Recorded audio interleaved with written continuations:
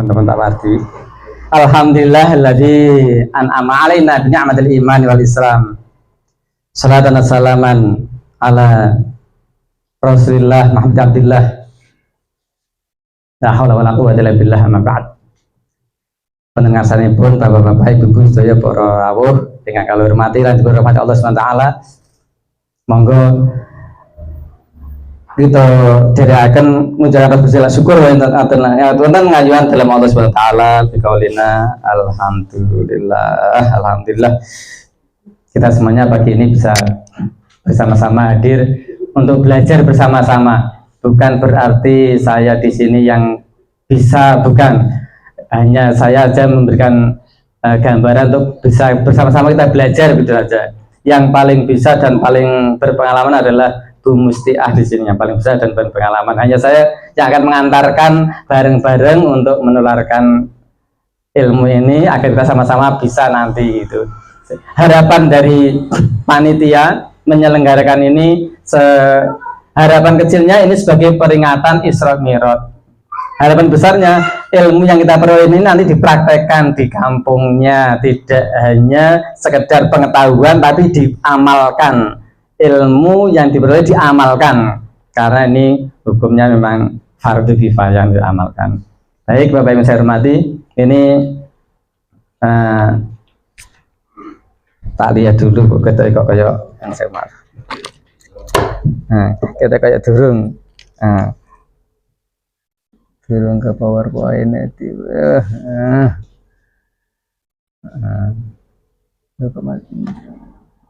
Lu kok tetap gitu?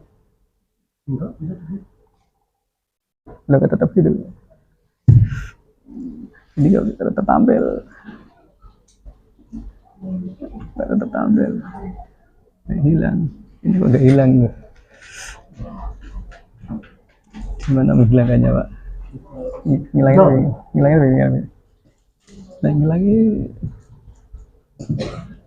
gitu, ngilangin itu. Yang berbasis laptopnya bukan kemauan kita, tapi kemauan laptop yang takut dengan jenazah ini. Oke.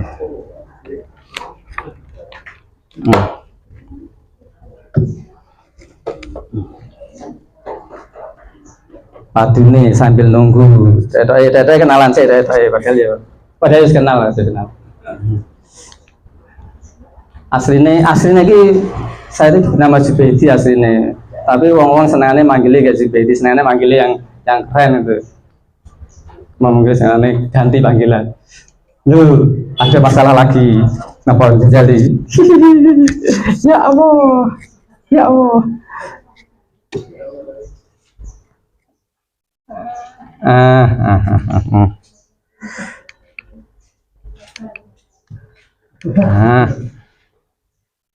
Beginilah jadinya. Ya. Ben keren, mau manggilin Willis ben keren. Nek panggil Jubaidi gak keren, dipanggil Willis ben keren. Oke. Monggo Mas Tri. Nggih nampak Jip ini terus panggilannya ben dipanggil Jip ini. Niki perkenalan sih. Nunggu Mutiara belum ada yang datang ini. Golden Land baru satu. Baru satu. Ya. Oke. Lanjut. Terus. Jalan terus lah.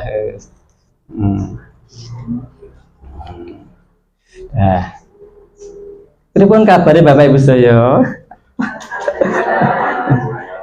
Biasanya kalau ngajari alhamdulillah fi amanillah, alhamdulillah saya masih dalam keadaan iman kepada Allah, karena nikmat yang paling utama, paling sangat dijaga betul dan nikmat iman. Fi amanillah, aku masih dalam keadaan iman kepada Allah. Alhamdulillah fi amanillah.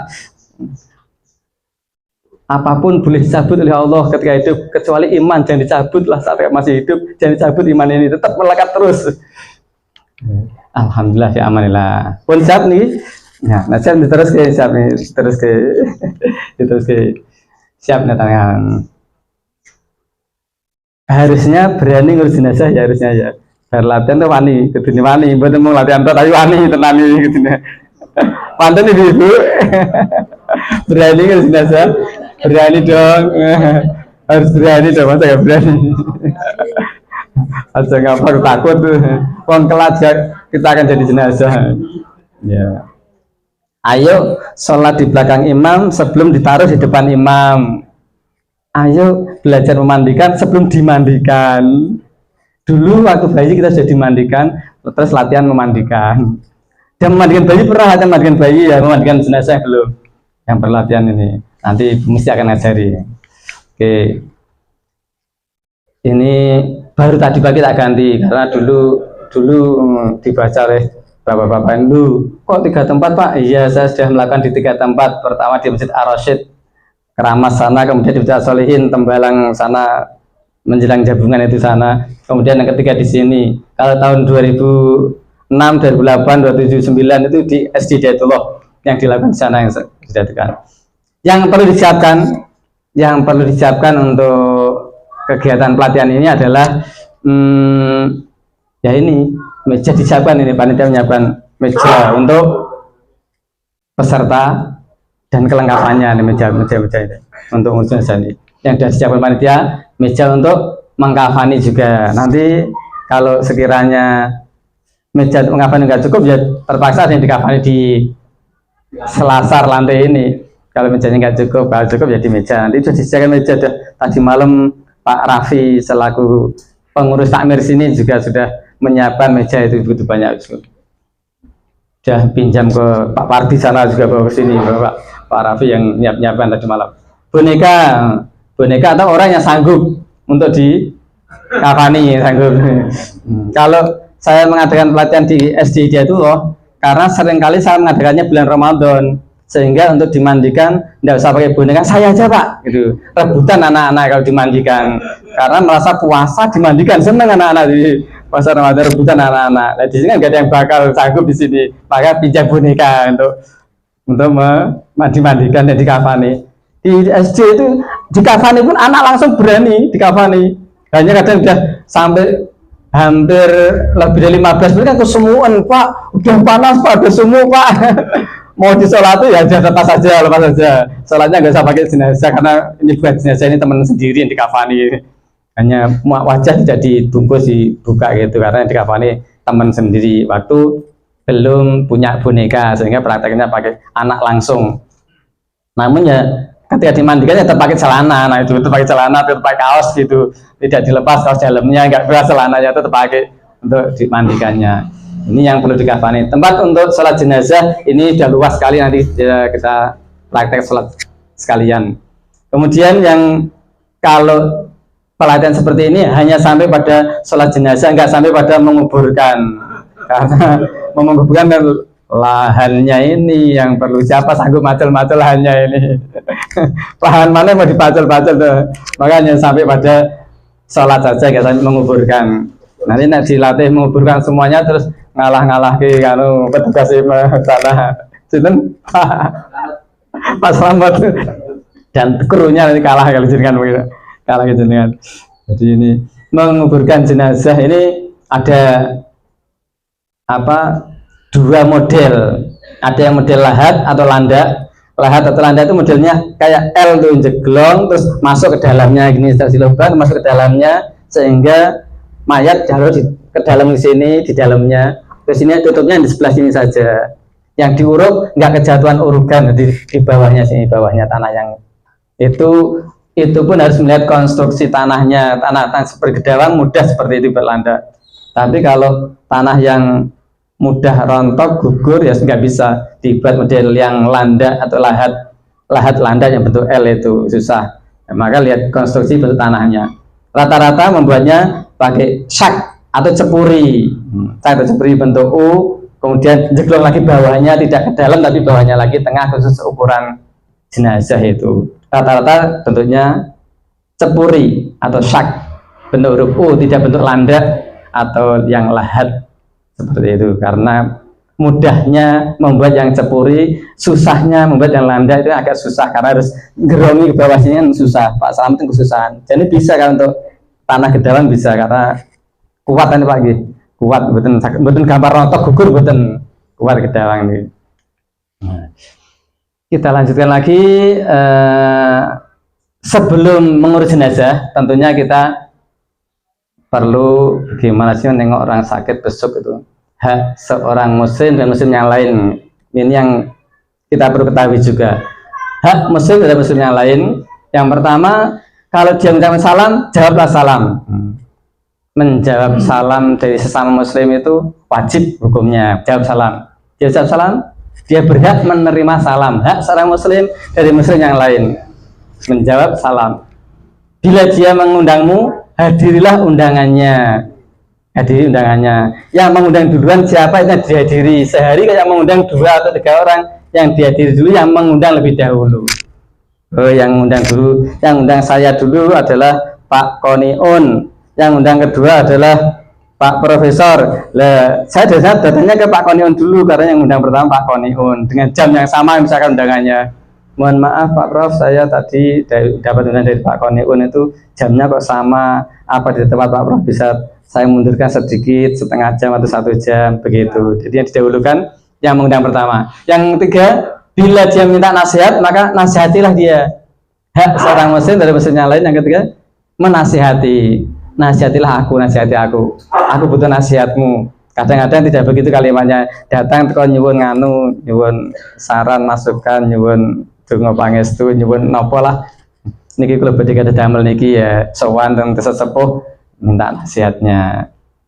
Kula badhe kada damel niki mantoke anak kula sing bajeng sing Kak Putri badhe nyuwun donga pangestune, nyuwun sarane. Kula nganake napa ziarah kubur pripun? Ora apa-apa ziarah kubur, sing penting kowe ora njaluk sing njero kubur dijaluki. Mungkin mendongake tok ora njaluk sing njero kubur kuwi. Ora njaluk Mbah Keramat, dongake Mbah Keramat ben anakku. Itu salah. Harusnya kita yang mendoakan di dalam kubur, bukan kita yang minta didoakan di dalam kubur begitu. Yang keempat, bila ia sakit maka tengoklah, besuklah. Tengok orang yang sakit, tengoklah dia yang sakit. Kalau dia, yang kelima, kalau dia meninggal dunia ini maka antarkan jenazahnya. Kenapa harus diantarkan? Karena nggak bisa berangkat sendiri. Nah maka Dewino nggak bisa, harus diantarkan. Haknya mengantarkan jenazah karena nggak bisa berangkat sendiri. Ya oke. Ya, saat besuk orang sakit inilah yang paling penting bagi keluarganya itu harus bisa mendampingi, terus menyayangi, terus membisiki dengan kalimat-kalimat thayyibah yang sangat ditunggu-tunggu saat orang menjelang sekarat. Apalagi sebelum sekarat itu kan Israel sudah menampakkan diri, bayang-bayangan Israel dan teman-temannya Israel sudah menampakkan diri di hadapannya, dan amalia selama hidupnya sudah ditampakkan, sehingga dia butuh sekali bimbingan. Yang dampingi orang sakit itu membimbingnya dengan kalimat-kalimat thayyibah. Ya saat itu pula setan datang mengganggu, menggoda untuk menyesatkannya agar dia lepas dulu imannya baru nyawanya. Kan setan begitu, iblis begitu membujuknya, juga perang betul melawan setan iblis saat sakaratul maut itu. Maka butuh sekali pendampingan. Sungguh bahagia orang yang ketika akan menghadapi sakarat didampingi oleh anggota keluarganya yang sanggup membimbing dengan kalimat-kalimat thayyibah. Setidak-tidaknya dibimbing dengan kalimat la ilaha illallah, itu terus saja, supaya akhir kalimatnya nanti kalimat la ilaha illallah, tidak ngomong ke lain-lainnya lah. Akhir kalimat yang terakhirnya adalah kalimat thayyibah la ilaha illallah. Begitu dibimbing itu. Untuk mengurus jenazah hukumnya kan fardu ain tadi sampai fardu kifayah tadi disampaikan oleh Bapak Ketua Takmir Pak Haji Dwi. Kalau kita fardu kifayah itu fardu untuk sekelompok itu boleh diwakilkan, tapi nggak ada yang sanggup mewakili semuanya tuh ditelantar ke jenazah kan dosa kabeh. Sak desa dosa kabeh. Sing saged sak desa mung Bu Musti tok. Posisi Bu Musti nembe ziarah ten Madura. Nembe mangkat wonten sedo. Terus kowe ditelantar ke Bu Musti kon ndugi Madura. Wah repot iki posisi. Sing bisa sak desa Pak Zubari tok. Kayak Pak Pardi, padahal nembe ziarah ten Madura mriku, nembe mangkat wonten jenazah. Itu tunggu mau jenenge. Nah, gitu so kabeh emang kewajiban kita untuk bisa mengurus jenazah itu harus belajar lah agar bisa hal-hal yang sifatnya fardu harus kita pelajari, mewakili fardu kifayah mewakili yang lainnya. Kalau nggak bisa satu diwakili oleh yang bisa. Ini terjadi tahun 2009 ini. Tahun 2009.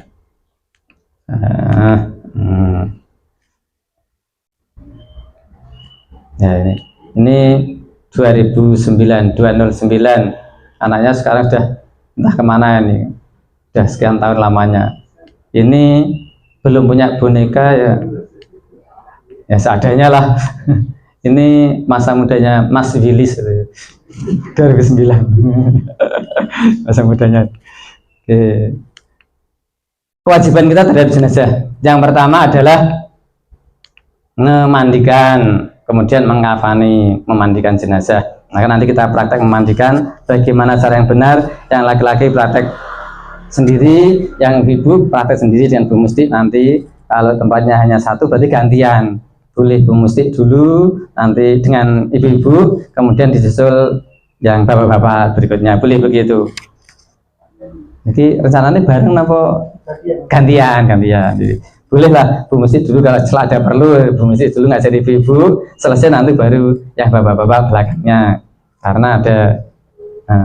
Kemudian mengkafani, sebelum jenazah dimandikan diusahakan kita sudah menyiapkan dulu kain kafannya, dibentangkan tali-talinya dan segala ubur-uburnya kafani, sehingga selesai jenazah dimandikan bisa digotong langsung ditaruh di atas kain kafan untuk dikafan, sudah siap begitu.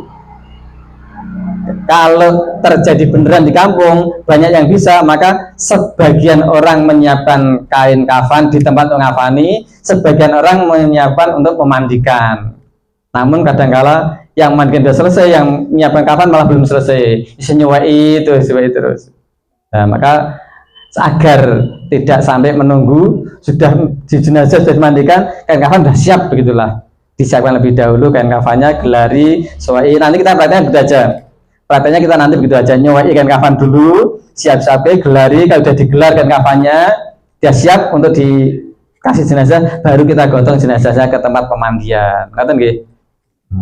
Ya, karena kalau diparuh nanti kan nggak enak diparuh. Kowe sing ngurusi kain kafan, aku sing ngedusi. Nanti yang taunya separuh toh. Aku ora urus ngedusi, aku nggak kafani kok. Sing ngedusi aku ora nyiapin kafan, aku ngedusi. Ya, biar sama-sama weruh, sama-sama melihat, sama-sama tahu. Bareng aja nyiapin kain kafan dulu, saya siapkan, baru nyiapkan mandinya. Setelah mandi, jenazah tinggal taruh di atas kain kafan, dikafani. Begitu. Kemudian yang ketiga, ya dari sholat ngafani ya nyolati. Nah, kita sholati jenazahnya nanti. Latihan menyolati jenazah yang tidak pakai rukuk, nggak pakai sujud, baru menguburkan. Oke. Nah, kecuali yang mati syahid itu dalam peperangan kena panah, kena pedang zaman Rasulullah, ya tidak dimandikan, tidak dikafani, langsung dikuburkan dengan pakaian seperti itu. Alasannya darah biar menjadi saksi syahidnya, pakaian menjadi saksi syahidnya. Begitu pula sedang ihram, karena sebelum pakai ihram sudah mandi besar, kemudian pakai baju ihram dalam keadaan suci, menjaga ihramnya, ya tidak usah dimandikan lagi, nggak apa-apa, nggak dikafani lagi juga nggak apa-apa, tapi lebih baiknya dikafani lagi, lebih baiknya. Kecuali yang ini perlakuannya beda, janin yang gugur, miskram, perlakuannya beda dengan jenazah pada umumnya yang normal. Itu kalau yang normal, wong niki apa kondisinya miskram, keguguran, usia baru 5 bulan, sudah darahnya gugur, ya sudah, perlakuannya beda lah. Tidak harus dimandikan, tidak harus disolati, cukup dibungkus kain kafan dan dikubur gitu aja, nggak apa-apa. Apalagi kalau umurnya bayi yang miskram baru umur 3 bulan, belum kemasukan roh, baru jasad saja. Lanjut, kullu nafsin dha'iqatul maut. Ini yang sering dibaca Pak Parti, disampaikan ketika upacara-upacaranya satu. Setiap yang bernyawa akan mengalami mati ya, cuma bernyawa. Kalau kewan bernyawa ngalami mati, manusia bernyawa ngalami mati, jin hanya nyawa ngalami mati esok kiamat, malaikat bernyawa ngalami mati esok kiamat. Hanya nyawa toh, gak berpisah, karena mati itu kan berpisahnya jasad dengan roh, berpisahnya. Mangkana akhir kalamihi la ilaha illallah dakhalal jannah. Inilah yang membuat kita berusaha untuk memperjuangkan kalimat tauhid la ilaha illallah di akhir ucapan kita. Jangan sampai akhir ucapan kita keluar kalimat yang selain la ilaha illallah, apalagi kalimat-kalimat yang menjadi kebiasaan di hariannya, tiap hari bergaulnya di terminal, di pinggir jalan, kalimat-kalimat yang keluar yang kotor-kotor, sehingga ajal datang pun yang keluar kalimat yang kotor begitu. Biasanya kebiasaan hari-hariannya ngomong saru menjelang ajal, yang keluar kalimat yang saru, kalimat ibadahnya tidak keluar, susah untuk keluar. Maka ini perlu bimbingan yang mendampingi. Kadang saya juga kasihan banget kalau ada orang dalam kondisi sakit parah di ICU nggak boleh ditungguin, kasihan banget saya sebenarnya, kasihan banget. Kalau keluarga nungguin kan setidaknya dibacakan kalimat Al-Quran, dibimbing dengan zikir, kalimat-kalimat thayyibah, bisa mendampinginya, mengantarkannya. Tapi peraturan rumah sakit nggak boleh ya. Bu Dwi yang paham ini. Ini Pak Prof, untuk rumah sakit nggak boleh ya, dampingi di dalam ICU. Sebenarnya kan sangat kasihan, sudah menjelang ajal, waktunya dibimbing perang melawan setan, begitu banyak setan, nggak didampingi. Perlu didampingi. Nah, sekarang kita masuk cara memandikan jenazah. Nanti mandikan jenazah. Cara memandikan jenazah, RV udah tahu RV. Cara memandikan jenazah. Mandikannya dengan air yang mutlak. Air mutlak itu bahasa Arabnya tohir mutahir. Monggo Pak RW Sugeng Rawuh Sugeng Pinara bergabung datang warga panjenengan nampi dolanan nanti gini Pak RW. Niki dolanan napa niki? Monggo pesan Pak RW. Sami dolanan nanti iki. Monggo. Ajeng dolanan boneka tasnya kemulan nih. Monggo Pak RW. Mandikan dengan air tohir mutahir atau bahasa lainnya air mutlak. Air mutlak itu air yang suci dan mensucikan. Karena kan ada air yang tohir tapi ghairu mutahhir, suci tapi nggak boleh untuk mensucikan. Seperti mustakmal itu kan sudah terpakai kan tohir, tapi tidak mutahhir, ghairu mutahhir, tidak bisa mensucikan. Air yang sudah dicampur dengan sengaja dicampur dengan teh, dengan kopi, kan suci, diminum suci, tapi kan tidak mutahhir, tidak boleh untuk mensucikan. Usahakan pakai air yang tohir mutahhir. Dan nanti kalau benar-benar menemui jenazah, ya upayakan cari air yang betul-betul mutlak, tohir, mutahhir, suci dan mensucikan. Yang berikutnya di tempat tertutup lah, di tempat tertutup. Kita nanti biasa ditutup gak apa-apa, latihan dan jenazahnya bukan jenazah tenanan. Jenazah tenanan ditutup sehingga tidak ada penonton. Maksud sebagian mandikan, sebagian penonton di luar. Ya usahakan ditutup, semuanya yang melakukan melakukan mandikan. Yang menemani di lingkungan mandikan itu bacakan sholawat apa bisanya nanti nariyah, bisanya salat badar, sebisanya ya bacakan sholawat. Nggak bisa sholawat ya kalimat tasbih, subhanallah, alhamdulillah, Allahu akbar, begitu terus selama memandikan itu agar terdengar kalimat-kalimat thayyibah yang baik-baik itu. Yang lain praktek memandikan, yang tidak pegang ya bacakan sholawat di sekitarnya. Dan tertutup, diupayakan kalau jenazahnya laki-laki yang hadir laki-laki, jenazah perempuan yang hadir perempuan, kecuali yang keluarga dekatnya, istrinya atau suaminya, anak kandungnya atau orang tua kandungnya, yang mahram, kecuali itu yang diperkenankan. Jangan sampai didatangi yang lawan jenis tapi orang lain, karena seringkali suka begitu toh. Orang-orang kan kepo begitu, jenazahnya mandikan pengen pada nonton semuanya, nggak peduli lagi itu perempuan lawan jenis atau bukan, pengen nonton semuanya. Saat teman saya meninggal dunia di Bawen sana, rumahnya kan Bawen, itu juga laki-laki, temannya laki-laki, yang mandikan laki-laki, perempuan pada nonton, ibu-ibu nonton, satirnya dibelah gini, diangkat gini, itu gini pada nonton gitu. Ya Allah, yang dimandikan laki-laki, ibu-ibu ada kepo pengen nonton cara mandikan, pengen nonton siapa yang kayak apa. Ya Allah, sehingga saya ditegur oleh Habib Hasan Putra dan negur saya, Pak, itu kan jenazahnya laki-laki, kok perempuan pada nonton? Usir Pak, diusir. Beliau Habib Hasan gak bisa, saya disuruh usir. Saya semua bikin bu, mau mikir bu. Bu, nggak boleh nonton bu, ini jenazah laki-laki nggak boleh ibu nonton, nggak boleh, minggir. Nah, saya harus meminggirkan mereka. Itu yang terjadi di mana-mana seperti itu banyak. Kalau masyarakat tidak diberitahu, nggak diberi pelajaran, banyak pengen nonton, tidak hanya di satu tempat, di beberapa tempat terjadi seperti itu.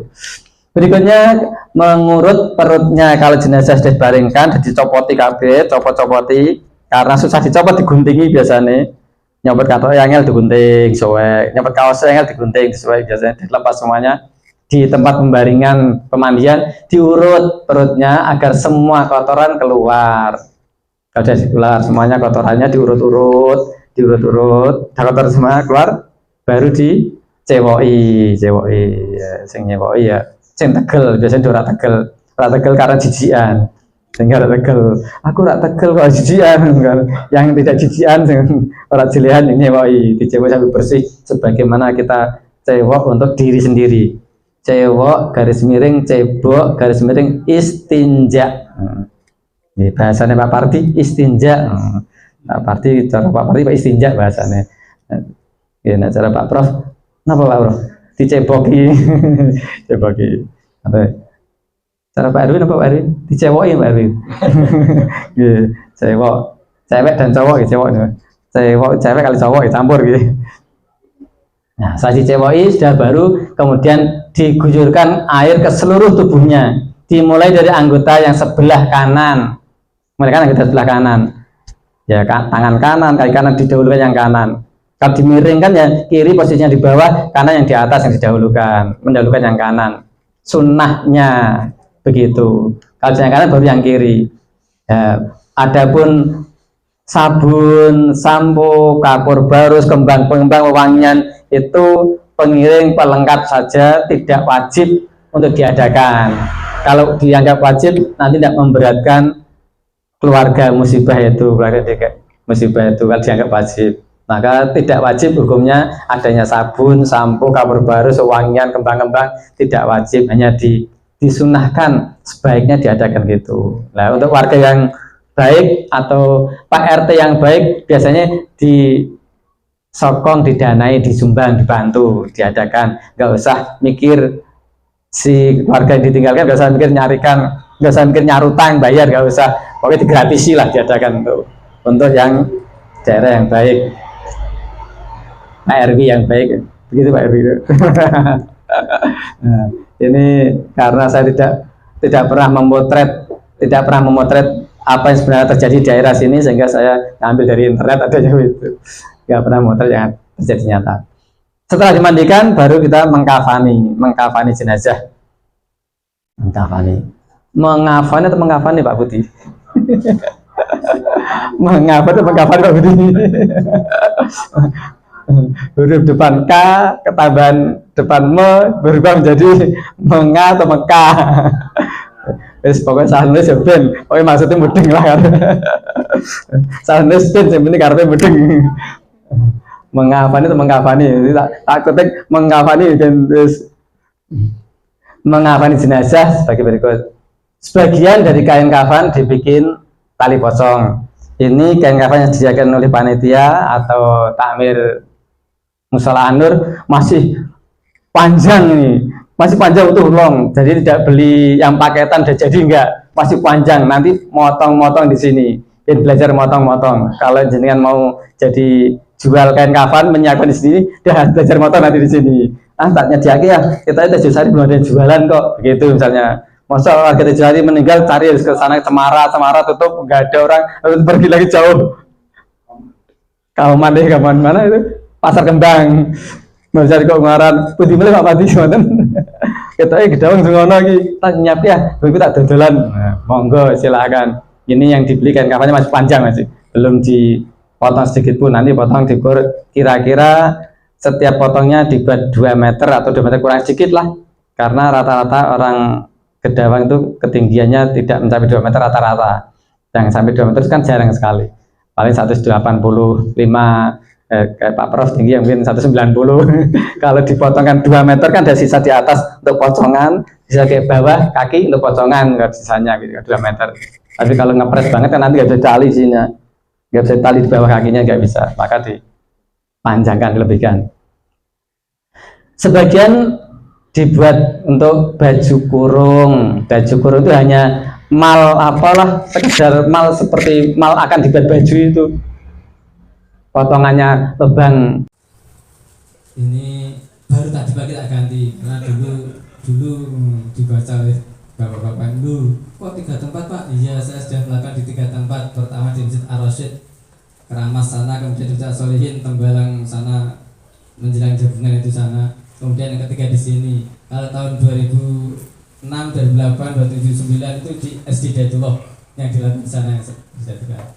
Yang perlu disiapkan untuk kegiatan pelatihan ini adalah ya ini Lubang untuk leher, kemudian bentuknya ada mirip, dibentuk mirip aja, mirip baju yang mudah untuk memasukkan, menerapkan pada jenazah. Kemudian untuk bawahannya, untuk bawahan atau basahan, biasanya seukuran anduk sing gubet antara lutut sampai udel, atau biasanya gitu. Basahan bawahannya sekitar antara lutut sampai ke atas pusar gitu, bawahan atau basahan, atau kemben atau bahasa lainnya apa itu saya nggak tahu bahasa lainnya ini. Kemudian kalau perempuan dianggap kerudungnya buatkan kerudung, laki-laki dibuat sorban di atasnya. Jadi kainnya itu ada kain, satu kain yang disobek-sobek untuk tali, kira-kira sampai 7 Bu Musti ya, atau berapa Bu Musti? 5 saja. Oh, 5 saja Bu Musti katanya, 5 saja cukup. Kalau 7 turah ndaan kan Bu Musti. Kemudian baju kurungnya dibuat seperti apa nanti ngikuti Bu Musti, nanti ikuti. Kemudian basahannya, bawahannya yang membalut celana dalamnya, celana dalamnya ini, baju kurung adalah balutnya ditutupin dengan itu. Nah, berikutnya lagi, kalau sudah bentangkan kain kafan yang masih utuh di atas tali-tali itu. Ya, Bu Musti pengennya 5 ya, nanti buat 5. Kalau pengen 7 buat 7 nanti. Bentangan tali, di bawahnya tali dulu yang dibentangkan, baru kain kafan yang utuh itu. Kadang-kadang lupa talinya, kain kafan dulu dibelar, talinya lali. Tali lali, akan meneh lupa. Kadang-kadang seperti itu. Tali dulu yang dibentangkan, ditata, baru kain kafan yang lebar itu. Kalau udah yang lebar, baru mulai celana dalamnya ditata. Ini dulu, basahnya dulu, kembennya dulu. Setelah kembennya tuh di atasnya nanti ada celana dalamnya, ada baju kurung di atasnya. Disiapkan pula kerudung atau serbannya di atasnya. Kalau untuk laki-laki 3 helai kan cukup, 1 helai untuk ini, yang 2 helai untuk yang utuh itu cukup laki-laki. Kalau perempuan bisa lebih tebal lagi, 5 helai yang dibentangkan, atau 4 helai yang dibentangkan, yang 1 untuk ini, yang 1 dipotong-potong untuk ini. Hitungan yang satunya ini lapis 5, hitungan satunya ini 5 lapis, 5 lapis gitu ya. Ganji 5 lapisan yang ini, kemudian lainnya dilembarkan, lembaran-lembaran itu lembarannya. Maka nanti yang butuh kain kafan banyak, yang ibu-ibu yang butuh kain kafan banyak, nanti yang bapak-bapak sedikit kain kafannya. Sedangkan sudah disiapkan bawahan, baju kurudung, sorban dan celana, dan saat atasannya sudah semuanya siapkan, barulah mulai dibungkus kafan ini. Hanya saya tidak punya videonya ketika mengkafani anak-anak saya. Paling-paling kalau ada ya download ke internet, kalau ada. Baringkan jenazah di atas kain kafan yang sudah siap dengan posisi kepala di sebelah utara. Mengkafani jenazah laki-laki 3 lapis, kain kafan wanita 5-7 lapisan, tergantung. Kalau orangnya tidak punya, orang miskin ya tidak usah banyak-banyak, secukupnya. Punya 5 saja. Nggak punya ya 3 lapis saja, nggak punya. Karena nggak punya, sekampung miskin semuanya, nggak ada yang bantu, ya seadanya. Kalau mampu ya seperti ini, mengikuti aturannya. Ketika menggunting kain kafan digunting-gunting kain kafan, doanya Allahumma, tapi di bawah sepi sakit diwas betul nih, Allahumma ja'al libasahu atau libasaha anil karim wal waj'alhu, ya Allah ya Karim. Artinya, ya Allah, jadikanlah pakaian-pakaian kemuliaan. Allah maj'alha lah perempuan, Allah maj'alhu laki-laki, jadikanlah pakaiannya itu pakaian kemuliaan, dan masukkanlah dia wadkhilha ya Allah ke dalam surga dengan rahmatmu yang maha rahman dan maha rahim, ya rahman rahim. Ini maksud dari Pak, aku nggak apa loh Pak doanya, ya nanti baca tulisannya dibuka baca guntingnya gimana. Nah biasanya praktek beneran di tempat ya wis bismillah lah, nggak bisa nggak apa-apa lah, satu itu nggak apa kira iso bismillah. Muga-muga kayak niki dadake wong iki dimulyakake Gusti Allah, dilebokake swarga Gusti Allah dengan rahmatnya Allah Subhanahu wa taala. Ngaten. Ada yang dibentuk baju, ada yang dibentuk celana oke. 2009. Mengsolati jenazah. Sudah selesai mengkafani, disolati jenazahnya. Bawa ke tempat yang bisa untuk sholat jenazah. Di sini sudah cukup luas, tidak usah bingung-bingung carinya. Kemudian memposisikan kepala jenazah di sebelah utara, kaki di sebelah selatan. Ada nggak Bu Musti yang kepala di selatan, kakinya di utara? Ada nggak? Ada, daerah Salatiga itu ada seperti itu, kepalanya dari selatan, kakinya sebelah utara seperti itu. Tapi kebiasaan yang saya ajarkan, saya anjurkan kepala di utara, karena nanti dikuburnya pun kepala di utara. Jangan sampai disolati kepala selatan, kuburnya ke selatan lagi kepalanya, sehingga menghadapkan kiblatnya susah. Kalau dikuburkan kepala utara, kaki selatan, miringnya ke kanan, menghadap kiblat, jenazah menghadap kiblat. Kalau kepala selatan, nanti menghadap kiblatnya, miringnya ke kiri. Memang sebaiknya dari mulai hidup pun kita lebih enak, lebih nyaman, lebih disunahkan kalau tidur itu miringnya ke kanan. Sunahnya kalau kita masih hidup ini tidur pun disunahkan seperti jenazah, kepala di utara, miringnya ke kanan, sehingga posisi menghadap kiblat begitu. Disunahkannya begitu. Hanya untuk meraih sunnah itu perlu dipersiapkan kamarnya dan posisi kamar tidurnya, tempat tidur dipersiapkan itu. Kalau nggak dipersiapkan dari awal ya susah. Posisi tempat tidurnya membujurnya enggak utara selatan tapi timur barat. Kemudian sempit, nggak bisa digeser, nggak bisa dibalik. Ya sudah, untuk meraih sunnah ini ya nggak tercapai. Salat dengan berdiri, ya salat jenazah ini nggak ada rukuk, nggak ada sujud, nggak ada tahiyat awal atau akhir, nggak ada, sehingga kadang softnya mepet-mepet. Biasanya kalau salat biasa untuk satu orang bisa untuk dua orang begitu, karena tidak butuh rukuk, tidak butuh sujud dan sebagainya. Kalau yang ngimami kok rukuk, kok sujud? Oh ini jenazahnya khusus seperti rukuk sujud ini. Ini karena jenazahnya banyak dosa sehingga pakai rukuk sujud ini. Banyak dosa jenazahnya pakai rukuk sujud ini. Sebelum sing imami ra medeng bisa rukuk dan sujud. Kalau nggak medeng alasannya jenazahnya banyak dosa ini pakai rukuk sujud. Takbiratul ihram, terus niat takbiratul ihram, terus Fatihah. Setelah Fatihah takbir lagi. Setelah takbir lagi sholawat. Setelah sholawat takbir lagi. Setelah takbir lagi Allahumma fir lahu atau Allahumma fir laha warhamha wa'afiha wa'afanha. Nah perempuan memang itu itu perempuan. Ngasih laki-laki Allahumma fir lahu, laki-laki perempuan Oke.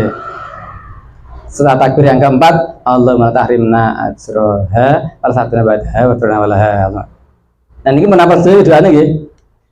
Menapa sedaya tujuannya?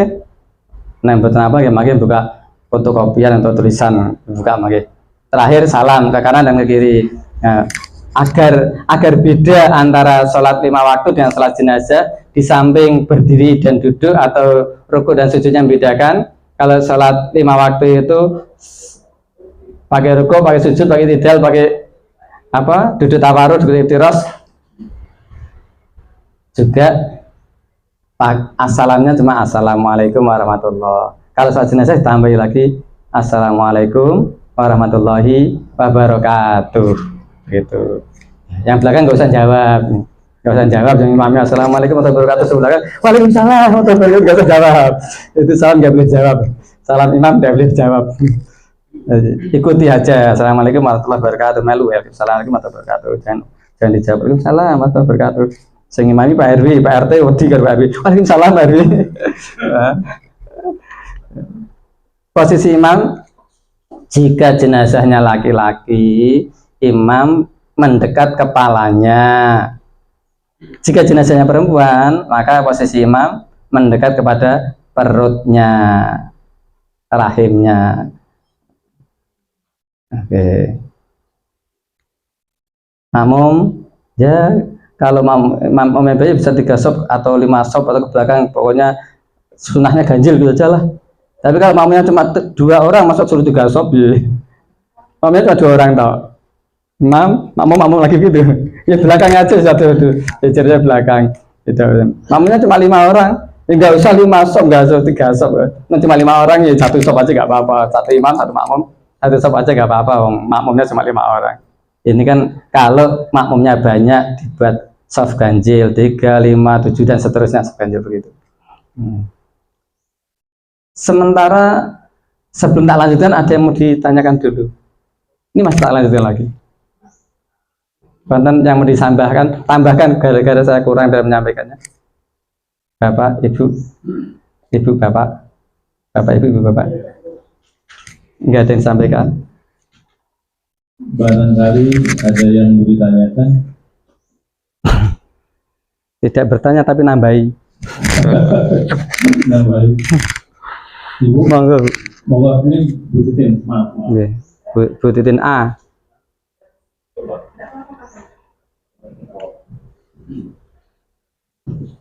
Terima kasih. Assalamualaikum warahmatullahi wabarakatuh. Waalaikumsalam warahmatullahi wabarakatuh. Yang tadi Pak Yudis, tadi kan jenazahnya itu setelah diletakkan di meja mau dimandikan itu kan di urut-urut perutnya supaya bersih gitu ya keluar kotorannya. Nah, ada informasi yang pernah saya dengar boleh memasukkan selang air ke duburnya terus untuk disemprotkan terus nanti katanya bisa keluar bersih sendiri gitu juga. Boleh nggak? Terima kasih. Matur nuwun Bu Titin yang sudah lebih tahu teknologi kesehatan, karena di Poltekkes itu punya banyak alat untuk melakukan seperti itu. Mungkin kalau dilakukan dipraktekannya di rumah sakit pemandiannya, atau yang melakukan pemandian itu bukan anggota keluarga, sehingga kurang munculnya rasa kasih sayang pada jenazah itu, maka bolehlah dilakukan seperti itu. Yang penting bersih tuntas begitu. Tapi keluarga sendiri kan nggak tega, tegel keluarga sendiri. Taruh meja pun ada nggak tega, dipangku. 3 atau 4 orang memangkunya karena penuh rasa kasih sayangnya, memperlakukan jenazah itu seperti yang masih hidup disayang gitu, sehingga nggak tega untuk melakukan seperti yang dilakukan di rumah sakit atau di tempat yang tak dikenal seperti itu. Intinya boleh Bu Titin ya, tapi intinya boleh, yang penting bersih semuanya terkuras begitu. Diharapkan tidak keluar kotoran itu setelah sedikafani. Jangan sampai sudah dikafani keluar lagi kotorannya. Kalau tadi sudah diupayakan mengeluarkan kotoran sudah betul-betul tuntas, saat itu betul-betul tuntas, jika tuntas, selesai pemandian, dikafani, kok keluar lagi, ya sudah nggak usah dilepas lagi, nggak usah dimandikan kedua kali, nggak usah, karena tadi sudah bersih tuntas betul menurut ukuran akal manusia normal, betul tuntas. Tapi ternyata keluar lagi, mungkin karena kecelakaan atau apa, sehingga keluar lagi darah atau keluar lagi kotorannya begitu. Intinya boleh Bu Titin, hanya tidak punya rasa kasih sayang pada jenazah itu karena diperlakukannya bukan oleh anggota keluarga, oleh orang yang tak dikenal sama sekali, nggak kenal, atau di rumah sakit petugasnya juga tidak mau repot-repot sehingga pakai selang gitu. Ada yang lain? Ada yang lain Ibu? Monggo tambahan penjelasan dari Bu Musti.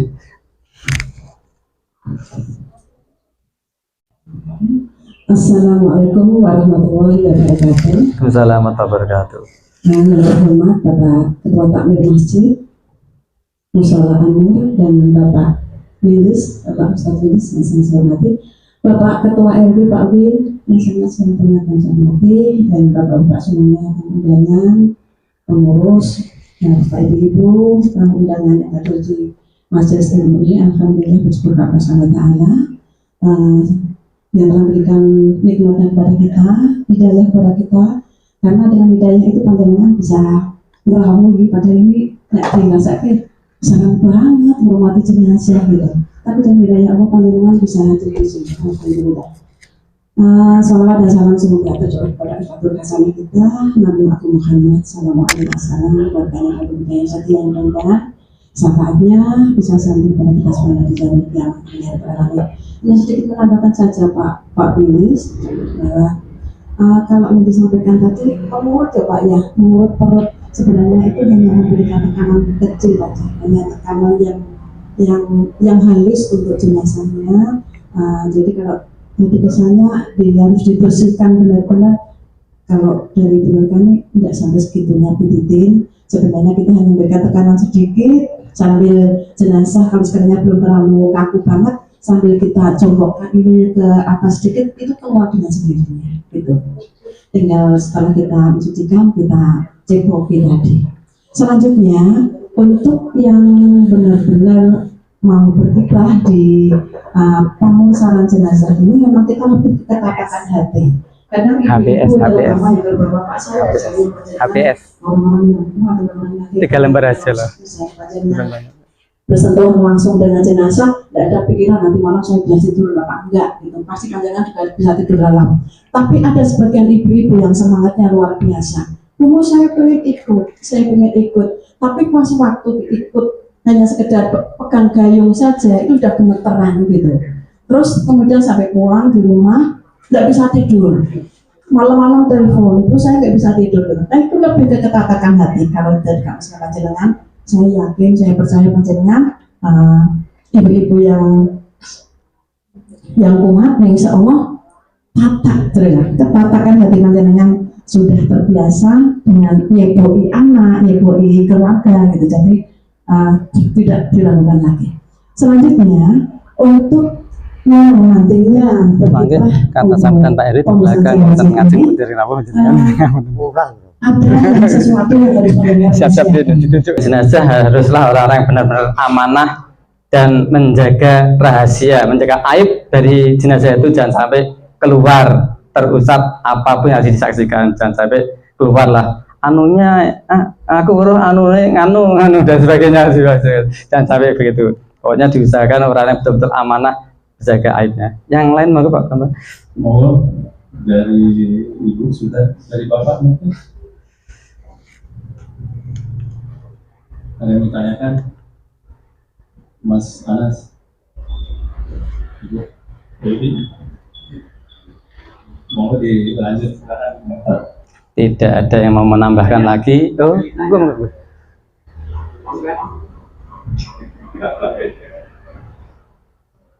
Ya, kalau sudah menjadi jenazah, mandi saja tidak bisa, sholat juga tidak bisa. Nah, di dalam memandikan jenazah ini, itu kan ada niatan, ya, diniati atau diwuduni untuk bersuci ini. Nah, itu di awal atau di akhir dan setelah diwuduni itu, wudhu yang terakhir, apakah diperkenankan untuk dibersihkan atau dikeringkan dengan anduk atau seperti apa? Karena beberapa kali saya lihat di lapangan itu, nah istiwuduni ya jangan diandui gitu. Nah ini kan pembelajaran kita di sini kan belajar, jadi biar tahu. Mungkin juga ada Liz. Terima kasih tentang wudhu begitu. Matur nuwun, Satris. Sebenarnya saya itu mau nambahi, harusnya cara nambahnya seperti mesti itu. Tapi pernah tanya beliau, pernah tanya saya itu udah tahu mau menambahi, tapi caranya pernah tanya begitu. Diwudukan, ya. Kalau dilakukan praktek wudhu, diwudukannya sebelum dimandikan, itu sebagaimana kita waktu masih hidup ini, saat mandi wajib. Kalau kita wudhu dulu, baru kemudian mandi, maka selesai mandi kita masih disunahkan wudhu lagi. Karena kan kita ngosoi beberapa hal, tangan kita menyentuh yang membatalkan wudhu. Saat mandi wajib dulu, kan ngosok kan menyentuh hal yang membatalkan wudhu. Maka selesai mandi, sunnah wudhu lagi. Nah, maka jenazah ini juga kita disunahkan mewudhukannya selesai dimandikan terus diwudhukan. Saya niat mewudhukan jenazah ini. Nah, dimandikan. Setelah diwudhukan, kalau dalam kondisi hidup seperti kita ini memang tetesan air wudhu membersamai jatuhnya dosa-dosa kita, rontoknya dosa-dosa kita. Maka kita dimakruhkan, makruh malah, bukan hanya mubah, makruh, menghandui, membersihkan bekas-bekas wudhu kita. Dimakruhkan, kurang baik, enggak betul lah. Sebaiknya biarkan netes sendiri karepe habis bekas wudhu kita, enggak usah diandui, karena tetesan air wudhu itu mengiringi bersama dengan rontoknya dosa-dosa kecil kita saat wudhu. Nah, untuk jenazah ya kita andui, karena nanti nggak diandui sing gotong sih terus gebet sampai dengan kapan kafannya terus gebet juga, maka sebaiknya diandui saja, dikeringkan saja, diandui, baru digotong ke tempat kain kafan itu, sehingga saat di Pulau Soro di atas kain kafan itu, entah itu diwedai atau disumpeli kain kapas itu sudah dalam keadaan kering, disumpeli kapas di lubang-lubang tubuhnya, lubang atas, lubang bawah, saat disumpeli kapas itu dengan harapan tidak ada cairan yang keluar lagi. Sumpeli kapas itu bukan hanya dalam rangka menghambat masuknya semut, tapi menghambat hal-hal kotoran di dalam yang keluar lagi. Kotoran telinganya, cairan telinganya keluar lagi, ternyata dia punya udun dalam telinga yang belum mencahit pada jenazah, keluarnya setelah dimandikan.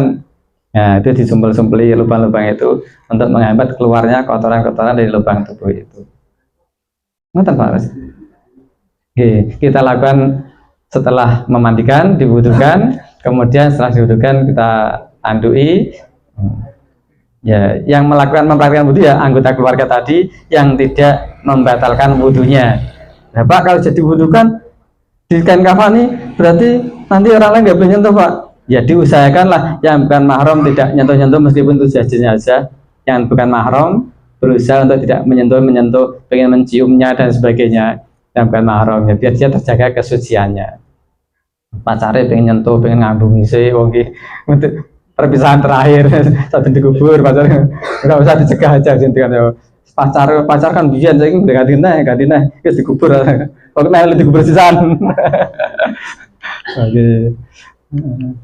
Ya, udah selamat mencoba. Oh, Masya Allah, ini tulisannya salah, ini bukan Bu Musti. Ini masalahnya kan dulu teman saya secantik Bu Musti ya. teman saya dulu ini. Sekolahnya bareng saya dulu, hanya dia tugasnya sebagai mudin di desa. Desa kan mudinnya pakai seragam PNS, PNS apa bengkok lah, bengkok. Nah, di sini di kota Pak Mudinnya betul paling berubah di kota malah status mudinnya tidak diakui oleh pemerintah. Kan diakui kan mesti kasih SK mudin, kemudian dikasih tunjangan mudin, enggak dikasih di kota. Adanya di luar kota adanya. Nyandak kota diakui, dikasih bengkok dan sebagainya, seperti itu. Ini mungkin mantan yang ini masa lalu, masa kenangan waktu di dunia. Tahun berapa nggak, masih SD ini, sekarang SMA, dulu masih SD. Kiranya itu saja teori pada pagi hari ini. Selanjutnya kita praktek, yuk kita praktek mulai memotong kain kafan dulu. Setelah dipotong kisaran 2 meter itu Pak Wigi. 2 meteran, 2 meter tapi kayaknya